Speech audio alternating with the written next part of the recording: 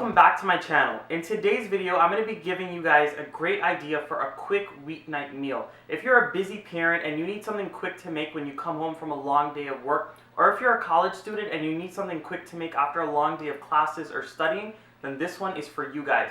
I'm going to be doing a quick chicken and veggie pasta for you guys. This is so quick, so simple. It requires just a few simple ingredients. You guys are really going to love this one. And I promise you, from start to finish, it'll only take about 20 minutes. So you guys are really going to enjoy this recipe today, so let's get into it.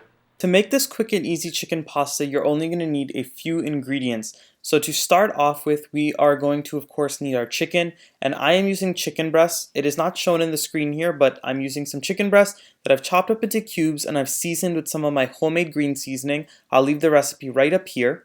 And then I also have some boiled shell pasta, and it's al dente. You can use whatever type of pasta you'd like. I have some chopped garlic, some chopped pimento peppers, some frozen veggies, and these are nice and quick and simple for when you're in a rush. I have some chopped onions, a little bit of salt to taste. My awesome mushroom seasoning that I love using gives a nice rounded flavor to any dish, and you could buy it at any Asian supermarket.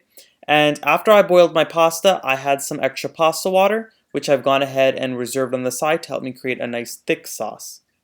As I said before, I took my chicken breast, I chopped it up into very small chunks. Remember, the smaller you cut it, the faster it'll finish cooking and the faster you can enjoy your meal. So I cut them into very small chunks, seasoned it with some of my homemade green seasoning, and since we're in a rush, I did not allow it to marinate, but if you have time, you can very well allow it to marinate in the fridge for a couple of hours.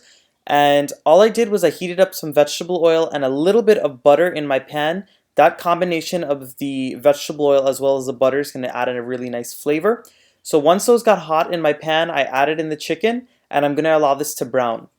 This is what my chicken looks like after about 10 minutes of browning on about a medium-high heat. As you guys can see, it has a nice golden brown color on the outside, and you can see some nice brown bits at the bottom of the pot, and that is all going to equal some flavor in the end. At this point, I've gone in with my pimento peppers. You're going to go in with hot peppers if you're using as well. All of my chopped garlic, as well as all of my chopped onions. What I'm going to do now is allow all of these ingredients to marry together and saute for a little bit until those onions become a little translucent.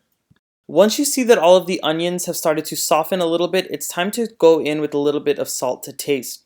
Now, I have not added the salt since the beginning because if you add salt to any meat that's cooking in the beginning, it's going to have a hard time releasing all of its water and drying up.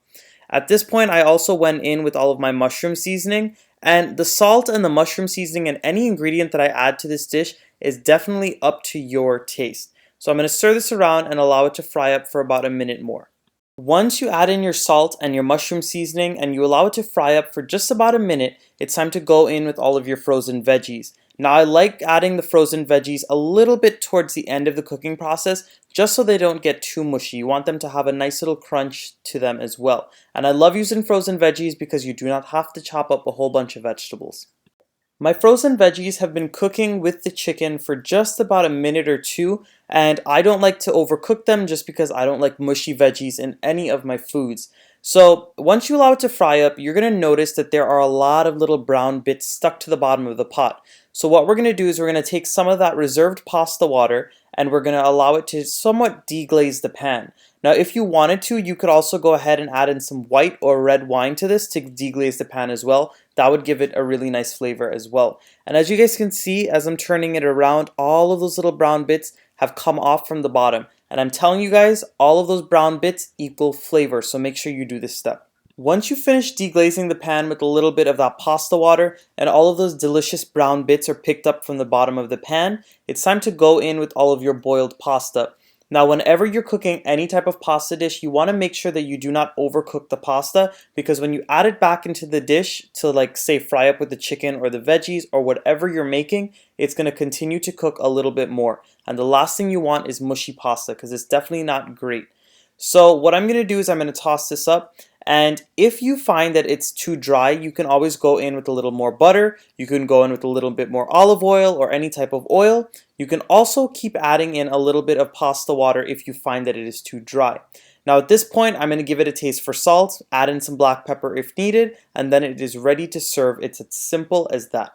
Alright guys, I hope you enjoyed my quick and easy chicken and pasta recipe. Now guys, it doesn't get any simpler than this. All it took was a few minutes to just boil that pasta and of course toss together your chicken and your veggies. You guys, this is a quick weeknight meal and this is something that I like to make for my family every once in a while whenever we are in a rush. So I hope you guys try this recipe. I hope you enjoy it. Make sure to give this recipe a nice big thumbs up. Subscribe to my channel if you're not subscribed yet. And of course, keep leaving your comments down below. I'll see you guys again very soon.